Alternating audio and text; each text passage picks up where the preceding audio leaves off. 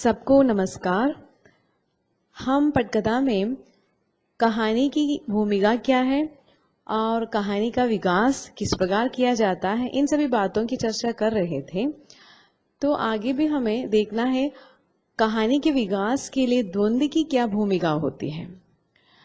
पात्र, परिवेश और घटना जो है कहानी के प्रमुख तत्व है और इसके आधार पर कहानी का सम्यक विकास भी होता है। ये भी हमने देखा। घटनाओं से जुड़ी अनेक घटनाएं कथा को विस्तार देती है। परिवेश से पात्रों और घटनाओं का जन्म होता है। कहानी के विस्तार में संतुलन आवश्यक है। इन सभी बातों की चर्चा हुई है। तो द्वंद्व क्या है, द्वंद्व की क्या भूमिका है कहानी में, इसके बारे में हम देखेंगे। तो ये द्वंद्व यानी कि कॉन्फ्लिक्ट जो है कहानी को आगे बढ़ाने के लिए बेहद जरूरी है। द्वंद्व से मतलब है एक दूसरे से विरोधी विचारों, व्यक्तियों, परिस्थितियों का आपस में टकराना। कहानी में द्वंद्व का लगातार बढ़ना जरूरी है। द्वंद्व कई तरह से दर्शाया जा सकता है। सबसे पहले प्रायः कहानी में एक केंद्रीय द्वंद्व होता है जो लगातार आगे बढ़ता जाता है और अंत में चरम उत्कर्ष यानी कि क्लाइमैक्स तक पहुंचता है। तो इस केंद्रीय द्वंद्व से उपद्वंद्व निकलते हैं जिन्हें उपकथाएं सामने लाते हैं। हमने देखा है उपकथा मुख्य कथा को हमेशा जो है बलवती बनाती है। तो ये इस तरह जो उपद्वंद्व जो है मुख्य यानी कि केंद्रीय द्वंद्व को भी और भी जोरदार बनाने में सक्षम होता है और ये जो है लगातार आगे बढ़ते हुए अंत में चरम उत्कर्ष तक पहुंचता है। तो यहाँ उपद्वंद्व का होना इसलिए अनिवार्य और आवश्यक है कि मुख्य द्वंद्व के समाधान में समय लगता है तथा वह एक पूरी प्रक्रिया से गुजरता है। तो उपद्वंद्व दर्शक को बांधे रहते हैं क्योंकि एक उपद्वंद्व का समाधान हो जाता है तो इसके गर्भ से एक दूसरा उपद्वंद्व जो है निकल पाता है। और इस तरह ये हम देखेंगे तो उपद्वंद्वों की भी एक श्रृंखला होती है और ये उपद्वंद्व रिजॉल्व तो होगा, है ना। और होते ही एक एक रिजॉल्व होते होते क्या है, समाधान एक का होते ही मुख्य द्वंद्व को बढ़ाते चले जाते हैं। तो इस तरह उपद्वंद्व मुख्य द्वंद्व को अधिक तीव्र कर देते हैं। उपद्वंद्व मुख्य द्वंद्वों में समाहित भी हो जाते हैं अंत में। तो जिस समय जो है ये उपद्वंद्व बहुत तीव्र हो जाता है तो उस समय कुछ देर के लिए जो है क्या होता है, मुख्य द्वंद्व हाइबरनेशन में चला जाता है। लेकिन जैसे ही उपद्वंद्व का समाधान हो जाता है वैसे ही लगता है कि इस समाधान ने मुख्य द्वंद्व को और ज्यादा तीव्र कर दिया है। तो इस तरह आगे ये कार्य होता ही रहता है और उपद्वंद्व के कारण प्रमुख द्वंद्व इस तरह हाइबरनेशन में चला जाता है और इस तरह उपद्वंद्व और केंद्रीय द्वंद्व दोनों एक हो जाते हैं अंत में। तो ये कार्य आपने उपकथा के संबंध में भी पहले थोड़ी इशारा तो मैंने की थी, तो आपने सुनी होगी इसके बारे में। क्योंकि यहाँ देखिए उपद्वंद्व की जो भूमिका है ये भी इसी तरह ही है। केंद्रीय उपकथा की जो भूमिका है वो इस तरह ही है, केंद्रीय कथा को सक्षम करती है। ये कथाएं उपकथाएं और कहानी के विकास में उपकथाओं का बहुत महत्वपूर्ण योगदान होता है। उपकथाएं मुख्य कथानक या कथा वस्तु से निकलती है और मुख्य कथानक में आकर जुड़ जाती है। तो उपकथाओं के कुछ पात्र जो है मुख्य कथा में महत्वपूर्ण भूमिका निभाते भी दिखाई पड़ते हैं। तो प्रायः मुख्य कथा के प्रारंभिक भाग से ही उपकथाएं सामने आती हैं और उपकथाएं प्रमुख होती है तो मुख्य कथा गौण हो जाती है। उपकथाएं मुख्य कथा को अधिक सघन बनाती है, यानी कि बिल्कुल उपद्वंद्व तथा द्वंद्व की, केंद्रीय द्वंद्व की जो भूमिका है इसी तरह ही उपकथा और केंद्रीय कथा दोनों का जो है समानांतर इसी तरह ही चलती रहती है। चलता, ये संबंध जो है ऐसा ही होता है पटकथा में। और चरमोत्कर्ष से पहले उपकथाएं समाप्त हो जाती है, यही भी होता है। द्वंद्व में भी यही कार्य होता है। तो फिर आपने देखा होगा परिवेश भी बहुत ही प्रमुख है, घटना भी प्रमुख है, तो पात्रों का जो है अहम भूमिका होती है कहानी के विकास में। तो पात्रों का विकास हम कैसे कर सकते हैं, तो ये हमें देखना है पात्रों का विकास। तो पात्रों के माध्यम से ही कहानी आगे बढ़ती है, इसमें कोई शंका तो करने की कोई आवश्यकता नहीं है, ये असंदिग्ध बात है। तो कहानी में घटनाएं पात्रों के माध्यम से घटती है और पात्रों की भूमिका के कारण ही कहानी आगे बढ़ती है। तो हम आगे देखेंगे पात्रों का विकास कैसे करना है। तो पात्रों के आपसी संबंध कहानी को नए मोड़ देते हैं और कहानी के आगे बढ़ने के साथ साथ जो है पात्रों में गहनता और तीव्रता आ जाती है। पात्र परिस्थितियों के अनुसार बदलते रहते हैं। दरअसल पात्र कहानी की आत्मा का एक सशक्त हिस्सा होते हैं। जैसे भी हमने देखा है पटकथा की आत्मा है कहानी, और उसी प्रकार पात्र जो है कहानी की आत्मा का एक सशक्त हिस्सा भी होते हैं। तो अच्छे से अच्छा कथानक बिना सशक्त पात्रों के कोई प्रभाव तो नहीं उत्पन्न कर सकता। इसलिए कहानी में पात्रों के विकास पर पर्याप्त ध्यान देना आवश्यक है। लेखक और पात्र के बीच सशक्त और जीवंत रिश्ता होना बहुत ही आवश्यक है। पात्र के बारे में ही लेखक की विशद जानकारी चित्रण में बहुत सहायक सिद्ध होती है। कभी कभी ये पटकथाकार के मन में पूरा वो पात्र जो है एक उसके इर्द गिर्द दौड़ता ही रहता है, और उसकी मस्तिष्क पटल पर जो भी वो इसके संबंध में चित्रित करना चाहते हैं, ये सारी की सारी बातें जो है बारंबार आती ही रहती है, क्योंकि मुख्य रूप से वो पात्रों के माध्यम से ही प्रेक्षकों तक पहुंचते हैं ये कार्य। तो इसलिए पात्रों पर ध्यान देना जो है बहुत ही जरूरी है पटकथाकार को। और ये सबसे पहले पात्र को समझने के लिए पात्र का विश्लेषण करना आवश्यक है। पूर्ण रूप से उसको गहराई तक विश्लेषण करने की आवश्यकता है। हर पात्र के दो रूप होते हैं, एक तो बाह्य रूप और दूसरा आंतरिक रूप।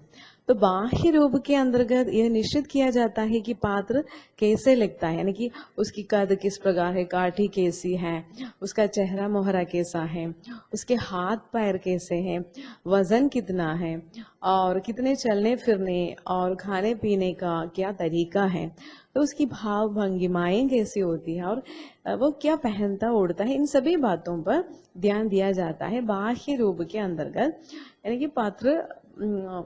और फिर दूसरा देखिए आंतरिक जो रूप है, तो वहाँ क्या है, पात्र के बाह्य और आंतरिक रूप में तालमेल तो आवश्यक है ना।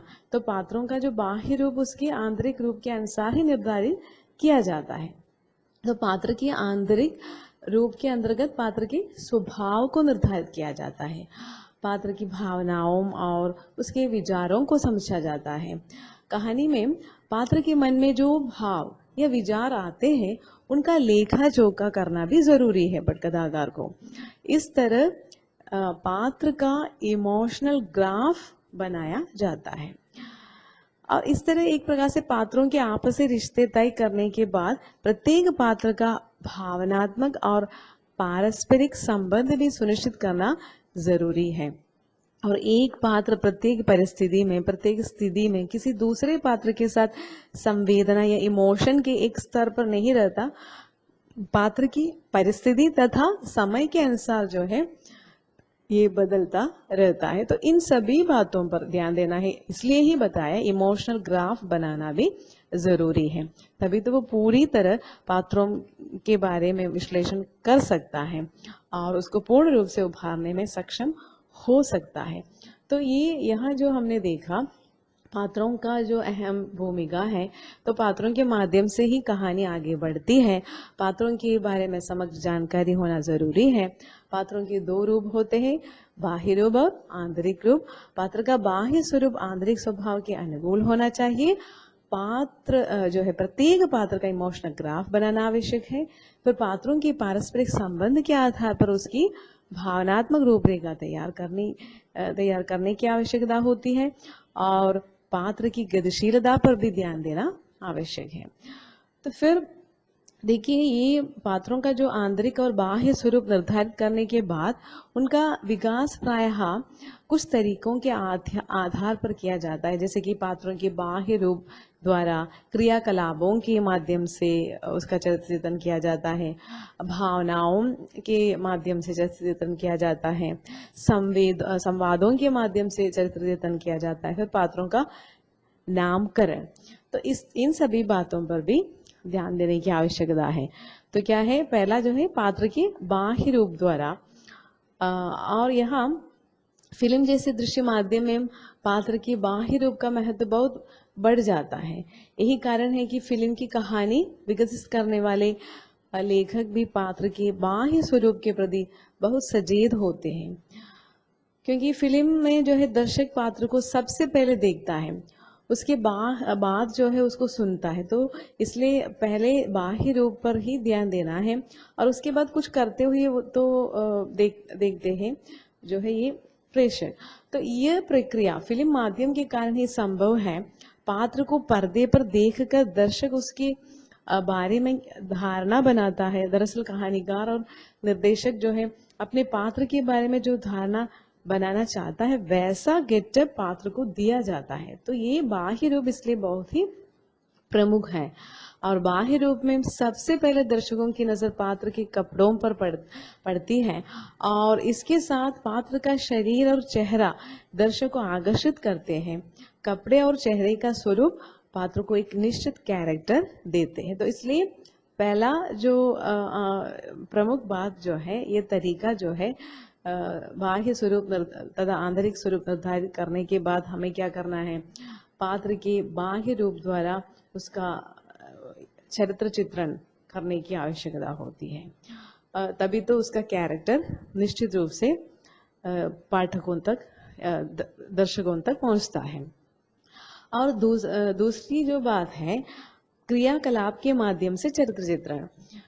तो पात्र कहानी या फिल्म में जो करता है उसके माध्यम से ही उसके चरित्र का विकास किया जाता है। क्या करते हैं वो, उसका क्रियाकलाप क्या होता है, इसके आधार पर। तो ऐसा है तो क्या है, उसका जो स्वरूप, कभी कभी ऐसा होता है पात्रों का स्वरूप निर्धारित करने के बाद लेखक निर्देशक पात्र के क्रियाकलापों को ध्यान से रेखांकित करता है और अनुमान लगाता है कि दर्शक पात्र के बारे में क्या वही धारणाएं बनाएंगे जो निर्देशक चाहता है या नहीं। तो कुछ क्रियाकलाप कहानी का अभिन्न हिस्सा तो होते ही हैं, लेकिन कुछ ऐसे भी काम हो सकते हैं जो कहानी का मुख्य हिस्सा न होते हुए भी चरित्र के विकास में सार्थक योगदान देते हैं। तो कभी हमें इसके बारे में भी सोचना चाहिए। पूर्ण रूप से कहानी का वो अभिन्न हिस्सा तो नहीं होगा, फिर भी वो चरित्र चित्रण के लिए उपयोगी है, तो ऐसा सार्थक रूप में उसको लेने की आवश्यकता भी होती है। और तीसरी जो बात है वो भावनाओं के माध्यम से चरित्र चित्रण करने की आवश्यकता है। तो क्रियाकलापों के अलावा पात्र की जो भावनाएं, भाव भंगिमाएं जो होती हैं उसकी चरित्र का विकास यही करती है और भावनाएं पात्र के स्वभाव को अधिक प्रभावशाली ढंग से प्रस्तुत करने में काम करती है। इनके कारण पात्र का न केवल रोचक और आकर्षक पात्र जो है न केवल रोचक और आकर्षक बनता है, बल्कि उसमें स्वाभाविकता भी आ जाती है। और भावनाओं के सटीक चित्रण से भी पात्र का विकास होता है। पात्र की भावनाएं चित्रित करने के प्रायः 3 तरीके होते हैं। पहला जो है अभिनय द्वारा, दूसरा एक्शन द्वारा और तीसरा संवाद द्वारा। तो ये 3 तरीकों के द्वारा जो है भावनाओं का जो है सटीक चित्रण होता है, जैसे कि अभिनय, एक्शन और संवाद। तो पटकथा लेखक इन तीनों तरीकों को चिन्हित करता है और उनका विकास करता है। तो इसलिए भावनाओं के माध्यम से चरित्र चित्रण भी इसमें अहम भूमिका निभाता है। और 14 जो है संवादों के माध्यम से चरित्र चित्रण। हमने अभी देखा ना, भावनाओं की बात बताते समय जो है वहाँ संवाद की जो भूमिका होती है, तो यहाँ संवाद के माध्यम से चरित्र चित्रण का विकास कई तरह से किया जाता है। पात्र जो संवाद बोलते हैं वह उसके चरित्र को सामने रखते हैं, जो भी वो बोलते हैं वही उसके चरित्र का द्योतक होता है ना। तो निश्चित रूप से पात्र अपनी भूमिका के अनुसार संवाद बोलते हैं, लेकिन संवादों की गुणवत्ता से पात्र के चरित्र चित्रण पर बहुत गहरा प्रभाव पड़ता है। इस कारण संवाद केवल संप्रेषण यानी कि कम्युनिकेशन ही नहीं करते, बल्कि चरित्र चित्रण भी करते हैं। तो संवाद पात्र का विकास, संवाद जो है पात्र का विकास निम्न प्रकार से करते हैं। एक तो पात्रों द्वारा बोले गए संवादों के माध्यम से करते हैं, और दूसरा किसी पात्र विशेष की अनुपस्थिति में उसके बारे में अन्य पात्रों द्वारा बोले गए संवाद, और तीसरा जो है स्वगत कथन यानी कि मोनोलॉग के माध्यम से। इस तरह तीन जो तरीके होते हैं, इस तरह जो है संवाद पात्र का विकास करने में सक्षम होता है। फिर पांचवा जो है पात्रों का नामांकन या नामकरण जो होते हैं। तो यहाँ पटकथा में पात्रों के नाम के माध्यम से भी उनका चरित्र चित्रण कभी कभी ऐसा भी होता है। तो क्योंकि ये कहानी को आगे बढ़ाने में सक्षम होते हैं, तो ये लेखक और निर्देशक पात्रों को ऐसे नाम देते हैं जो उनके स्वभाव और उनकी भूमिका से मेल खाते हो। इस तरह के नाम न केवल पात्र की पहचान बन जाते हैं, बल्कि कभी कभी उसके वास्तविक नाम की जगह वो प्रयोग में किए जाने लगते हैं। तो ये शब्द को उच्चारित करने से कुछ ध्वनियां निकलती है, कुछ ध्वनियां कानों को बहुत साधारण लगती है और आमतौर पर उनका कोई स्वभाव या उनका आमतौर पर जो है कोई प्रभाव तो नहीं पड़ता, लेकिन कुछ ध्वनियां जो है एक भाव संसार की रचना करती है। जैसे कि नायक, खलनायक, सहनायक, विदूषक, नायिका आदि के नाम रखने के पीछे पहला तर्क यही होता है कि नाम उसकी प्रकृति से मेल खाता हुआ हो। तो इसलिए वहां शब्दों की बहुत भूमिका होती है, क्योंकि इसलिए ऐसा बताया गया। नाम जो है, नामकरण भी बहुत ही प्रमुख है पटकथा में। तो इसलिए पात्रों के नाम का सीधा संबंध निम्न तत्वों पर, जैसे कि मैं बताने जा रही हूँ, जैसे कि क्या है कहानी में पात्र की भूमिका, परिवेश से पात्र का संबंध, काल विशेष में नाम का औचित्य, इन सभी तथ्यों के आधार पर ही होता है। तो कहने का मतलब यह है कि पात्रों का नामकरण भी पटकथा में बहुत ही प्रमुख है।